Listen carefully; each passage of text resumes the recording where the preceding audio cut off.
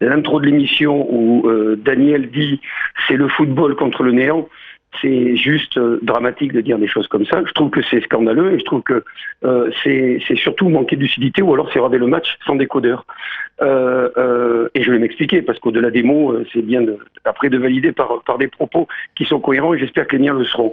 Quand Bordeaux a le ballon, dire que Bordeaux n'a pas ressorti proprement le ballon et a refusé le jeu, c'est contraire à ce que, en l'occurrence, moi j'ai vu. Et au-delà du fait que je sois supporter, je pense qu'à l'âge que j'ai, j'en ai vu certains pour être capable de juger ce qu'il en est.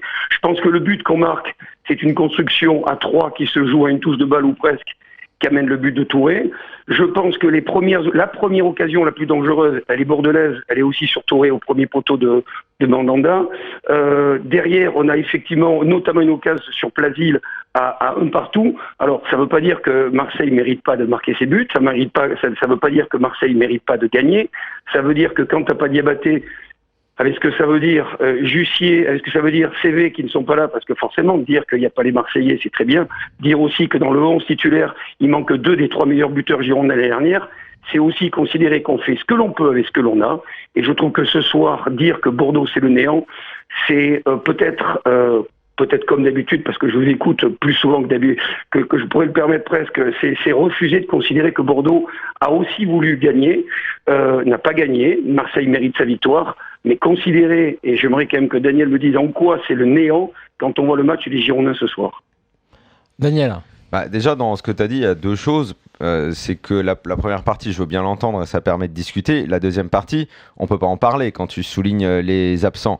Parce que moi, je parle du match de ce soir. Je ne suis pas encore assez fort pour envisager ce que peut être un match si les joueurs qui ne sont pas là sont là. Tu vois ce que je veux dire ?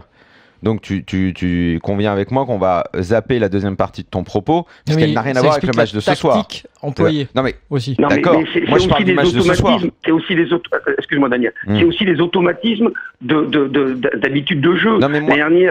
Oui mais Eric, moi je ne te parle pas de ce qui pourrait être fait ou de ce qui a pu être fait dans d'autres matchs. Je parle du match de ce soir. On est d'accord ? Ouais, mais alors, oui. Et sinon, qu'est-ce que je fais, moi ? Ça, on est d'accord, mais Daniel. Moi, je te parle du match de ce soir. Le match de ce soir, je vois une équipe. Et en plus, tu es resté à la première intervention que j'ai eue sur sur Bordeaux, pas sur ce que j'ai dit un petit peu plus tard. Qui était peut-être. Donc, tu te conviendras qu'elle était excessive. Qui était peut-être un petit peu sévère sur la première partie. Mais alors, je vais t'expliquer pourquoi. Tu peux avoir tort, c'est pas grave, hein. Ouais, non, mais là, pour l'instant, déjà, avant d'envisager une seconde que je puisse avoir tort, déjà, ce sera bien que tu écoutes, parce que je pense qu'au final, je suis pas sûr d'avoir tort. Mais bon, moi, je te parle de la rencontre et de ce que j'ai vu. Quand je dis le jeu et le néant, c'est parce que tu as une équipe qui est là absolument pour jouer, qui fait du pressing tout-terrain, qui prend des risques. Sagnol l'a dit, qui est dans le déséquilibre. Sagnol l'a dit, qui est un très beau leader. Et tu as une équipe qui est là pour couper les transmissions, éventuellement monter un petit peu son bloc et jouer en contre. Et ça, comme je l'ai dit à Flo, je considère qu'il n'y a pas qu'une seule façon de jouer, qu'on a le droit de jouer de cette façon-là, même si moi, ça ne me plaît pas. Donc, tu vois, c'est ça que j'appelais le néant. Peut-être que tu n'acceptes pas l'expression.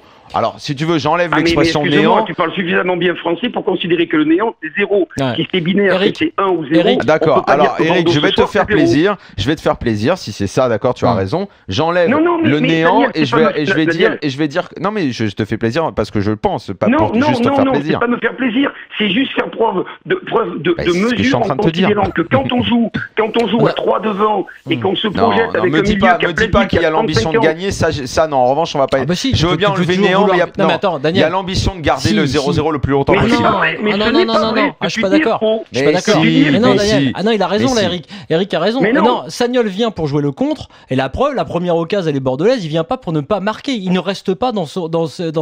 Non mais il ne vient pas avec l'intention de construire, il vient avec l'intention de détruire. Il vient avec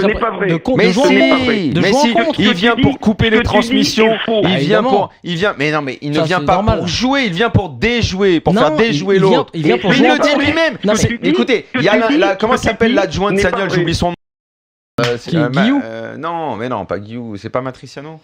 Ah oui, non, Matriciano aussi. Il intervient en direct au micro de Paganelli, c'est exactement ce qu'il dit. Je n'invente rien. Il faut écouter ce que disent les gens. Écoutez-les, il dit. Mais il le dit, c'est pas moi qui te le dis, c'est lui qui l'a dit. Tu peux jouer en contre en jouant correctement et en ça, disant. Je te l'ai dit après. Mais une équipe qui joue en contre. Mais non, mais eux, ils le font, mais mais c'est pas bien joué. Ils le font même pas bien. Ils profitent du déséquilibre. Ils ont eu des occasions. Moi, je préfère, Eric, moi, je sais pas ce que toi, tu préfères dans le jeu. Moi, je préfère. Et me dis pas que Marseille a plus de moyens que Bordeaux, parce que c'est pas vrai. C'est pas vrai. Pas avec l'équipe de ce soir où ils ont des gamins. Mais ils font jouer un nombre de 20 ans en défense. Non mais attends, ils font jouer Jack JJ et Mendy qui franchement sont deux mecs, écoute, mais même pas tu les aurais voulu dans ton club. Ils font jouer Aloé qui a un môme de 20 ans. Ils font jouer Lemina, qui est un môme. Ils font jouer les intentions de jeu sont pas les mêmes, le travail à l'entraînement est pas le même, Eric. Eric, un dernier mot, il y a Marcelo Bielsa qui est en Eric, on est d'accord, arrête. Non mais Daniel, on va être d'accord quand tu dis pas tout et son contraire. Quand on parle de budget, on voit qu'il y a 100 millions de budget de plus à Marseille. Ça en enlève rien. Ne me dis pas le budget, Eric, pas ce soir. Mais pas ce soir, je suis en train de te citer, il n'y a que des mômes sur le terrain. Mais il est où le budget de l'OM ce soir? Dis-moi où il est sur le terrain, le budget de l'OM. Daniel, qui a marqué le but pour Bordeaux? Tu sais combien il a joué de matchs en Ligue 1? Il en a joué 3, Touré. Eric, moi je te dis qu'avec 100 millions de plus, tu ne joues... Eric, on a entendu ton avis, Eric. Merci à Daniel pour ce débat. Mais c'est pas Aloé, JJ, Mendy, Lemina et le budget quand même.